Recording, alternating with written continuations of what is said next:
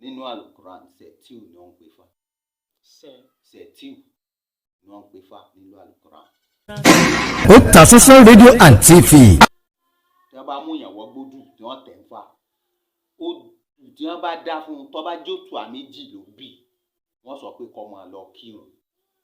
Tí wọ́n bá tẹ̀ wá fún yàn, tó bá jẹ́ pé òtù àméjì lọ jáde, wọ́n ní ó lọ máa kírun. Otasansan rédíò and TV. Ìmọ̀ tí àwọn tún ní láti pé ọ̀wọ́n rí sógbè òun ló bí Kìrìsìtẹ́nì.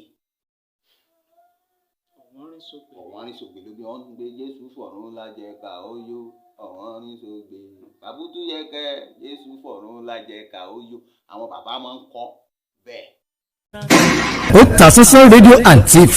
Ìgbà táwọn aramọ́katá ń lé ànábì lọ tí wọ́n lé wọnú ihò, wọ́n wá padà, aláǹtakùn ti ta akùn díbẹ̀, ẹyin ẹyẹ kan ti wá tó ti yé síbẹ̀, wọ́n wá padà lọ, wọ́n lọ bá Ifáńlé ìyẹn Setiu pé kí ni ìtumọ̀ nǹkan yìí, ibo lànà bí wọ́n sọ́wọ́ àánú kòtò ó ní bẹ́ẹ̀nbẹ̀ sẹ̀, ó ní bẹ́ẹ̀nbẹ̀, wọ́n ní irọ́ lè lè pa, ó lóòótọ́ ló ń sọ bí wọ́n ṣe lọ gbé nu ní wọ́n fi pa tí wọ́n gé sí mẹ́rìndínlógún, ìyẹn tí Ifá pín sí. So tá a bá wá mọ̀ dáadáa, a rí i pé kò fa àbídí kò fàjà. Tọ́lọ́run bá fẹ́ kí gbogbo owó ṣe Islam, yóò ti sọ gbogbo wa dẹlẹ́sìn Islam, but ẹni tó bá fẹ́, àwa tá a bá ní àkàyẹ́ ń bẹ̀, ká mọ̀ pé Ọlọ́run ká wa yẹ. Otasansan rédíò and TV. A wá sí ìlú Ìkirè láti wá ṣe àwọn ìwádìí gẹ́gẹ́ bí ìṣe wa. Ìwádìí èwo la fẹ́ ṣe?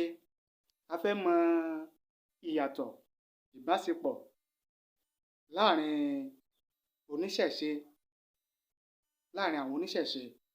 Lára àwọn oníṣẹ̀ṣe la ti rí oníṣègùn, babaláwo, adáhunṣe, onífá àti bẹ́ẹ̀ bẹ́ẹ̀ lọ. Oníṣàngó, ọlọ́ṣun, ọlọ́ya, oníṣẹ̀ṣe náà ni wọ́n. Kí wá ní ìyàtọ̀? Kí ni ìbáṣepọ̀ tó wà láàrin gbogbo àwọn tá à ń sọ yìí? A sì mẹ́nu bà aáwọ̀ rògbòdìyàn tó ń ṣẹlẹ̀ láàrin àwọn mùsùlùmí kan nílùú Ìlọrin àti àwọn oníṣẹ̀ṣe kan. A ti wá sọ́dọ̀ bàbá tó sì jẹ́ pé fúnra wọn náà, òun náà ni wọ́n bá ní dárúkọ wọn, torí pé Yorùbá ní ẹlòmíkan láti gbọ́ pọ̀n. Bàbá, ẹ bá ní dárúkọ yín fáwọn aráalé tí wọ́n ń wò wá. Orúkọ tèmi ni Honorable Babatunde Ara.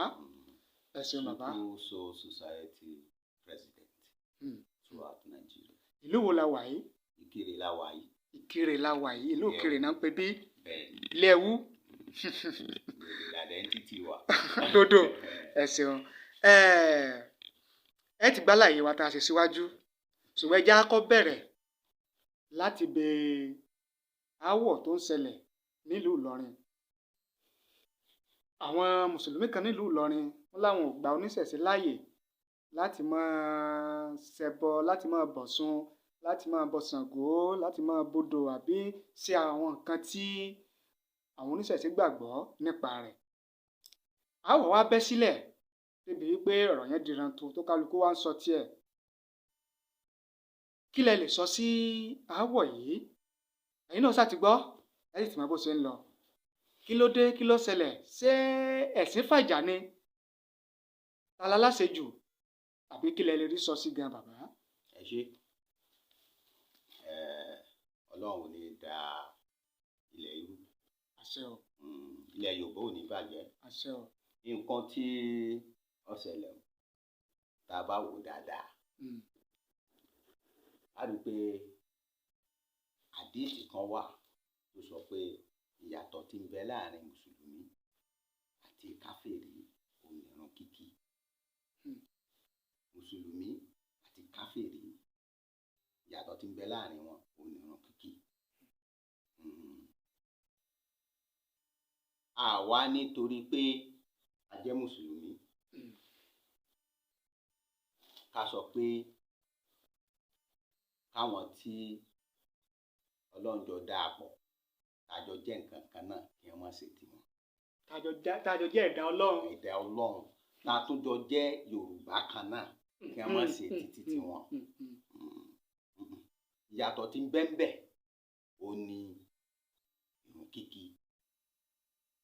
Ìwà wa lè papọ̀, a lè rí káànú mùsùlùmí, a lè rí káànú ẹlẹ́sìn àbáláyé, a lè rí káànú kìrìsìtẹ́nì, àmọ́ èèyàn tí ó ṣe rere wà nù mùsùlùmí, ẹni tí ń ṣe dáadáa wà nù kìrìsìtẹ́nì, ọ̀pọ̀ nínú àwọn ẹlẹ́sìn àbáláyé, àmọ́ yàtọ̀ tí ń bẹ láàrin wa ò ní ìrun kíkí.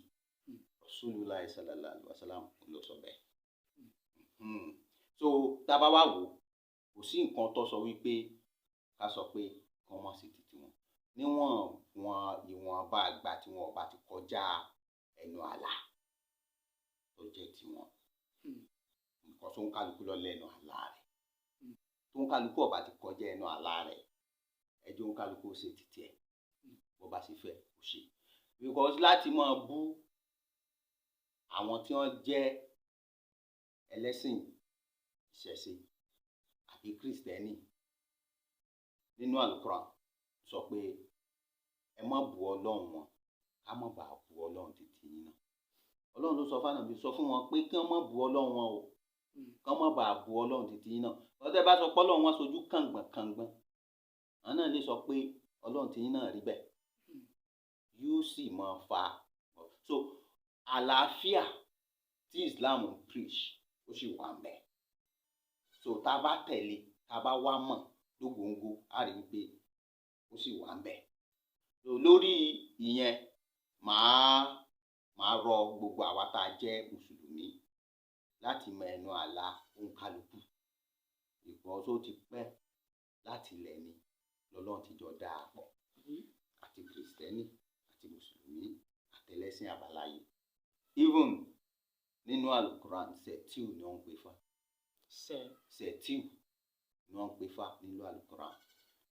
Débi pé ìgbà táwọn ará Mọ́kà tán lé Ànábì lọ tí wọ́n lé wọnú ihò wọ́n wá padà aláǹtakùn ti takùn díbẹ̀ wọ́n ẹyẹ kan ti wá tó ti yé síbẹ̀ wọ́n wá padà lọ wọ́n lọ bá Ifá ńlé ìyẹn sẹ̀tíù pé kí ni ìtumọ̀ nǹkan yìí ibo l'Ànábì wọ sọ́wọ́ ànúkòtò ó ní bẹ́ẹ̀ sẹ̀ ó ní bẹ́ẹ̀ wọ́n ní irọ́ lélẹ́ ìpa ó lóòótọ́ ló ń sọ bí a ṣe lọ gbé nu ìní a fi pa tí a gé sí 16 ìyẹn tí Ifá pín sí. So tá a bá wá mọ̀ dáadáa a rí i pé kò fa àgídí kò fàjà. Ọlọ́run bá fẹ́ kí gbogbo owó ṣe Islam yóò ti sọ gbogbo wa dẹlẹ́sìn Islam but ẹni tó bá fẹ́ àwa tá a bá ní àkàyẹ ń bẹ̀ ká mọ̀ pé Ọlọ́run ká wa yẹ. So nǹkan yẹn ó yẹ ká wò dáadáa ká mọ́ bá jẹ́ pé àwa gangan tá a sọ pé à ń jà torí ẹ̀sìn á jẹ̀bi lọ́dọ̀ Ọlọ́run ọba. Ìyẹn ni bí yìí ṣe rí lójú tèmi ò nìyẹn. So ń kálukú gbọ́dọ̀ lọ wá ìmọ̀. Ànábì gan sọ pé ẹ wá mọ̀ látòrí ìtẹ́ lórí ìtẹ́ ẹ wá mọ̀ látòrí ìtẹ́ lórí ìtẹ́. So ó ní pé ẹ tún wá mọ̀ láti dé ilẹ̀ Ṣáínà nígbà yẹn bí wọ́n sọ pé Ṣáínà jìnnà sí Saudi ńgbà náà tó jìnnà gan. So wọ́n ní kéèyàn wá mọ̀ ó pé. So ìmọ̀ yẹn gangan ńlá nílò ẹ bá wá mọ̀ láàrin àwọn nǹkan yìí yóò rí wípé Ọlọ́run ọba kò ṣeé gbè ń jà. Ọlọ́run ọba ò ṣeé gbè ń jà. àìgbé Ọlọ́run jà rárá bó ti wulẹ̀ ọmọ. Irú èmi tí mo jókòó yìí àwọn tí wọ́n bí mi ẹni tó bí mi aláàjì ni ìyá rẹ̀ ẹlẹ́sìn ìṣẹ̀ṣe ni ó ní ìyá sàn gbogbo òkèrè ìyá mi Àbẹ̀kẹ́ ó ní yásán gbogbo òkìrì ń bí. Kò sí tí ẹni tó bá mọ̀ ìyá mi Àbẹ̀kẹ́ tó mọ̀ ìyá mi ńlá yóò mọ̀ pé ẹlẹ́sìn ìbílẹ̀ tó gbórín òun ní í ṣe. Ìyá tó bí bàbá yín. Yes, tó bí bàbá mi. Fún rẹ̀ ló sì fi bàbá mi lé kéwú. Ó fọyẹ àbúrò lé kéwú, ó fẹ́ gbọ́n lé kéwú. Ajá náà sì ó sàkiri. Ni bàbá tọ́jẹ́gbọ́n bàbá mi kó tó di pòkú. Owó àfáà ńgbà tí wọ́n fẹ́ kú báyìí wọ́n sì tún gba owó àfáà lọ. So bó ṣe rí nù ó ń ṣègùn sí ní á. Tá a bá wò dáadáa a rí i pé àwọn tí wọn ò nímọ̀ nípa tí wọ́n ń ṣe ìní ń fa ìjà pọ́nmi sí omi ò tó láàrin ẹlẹ́sìn méjèèjì. Àwọn tí ò nímọ̀ nípa nǹkan tó ń ṣe nínú Islam, àwọn tí ò nímọ̀ nípa nínú ìṣẹ̀ṣe, àwọn náà ń fa nǹkan tó tó. Ní ẹ bá kọfà tọkọ yanjú tó yanrantí tí ìpèsè pé àṣàwọ̀ ló mọ̀ pé inú odùfà kan òtò àméjì náà ń pè é. Odù yìí ni àwọn tí wọ́n jẹ́ babaláwo tí wọ́n jó ń fà.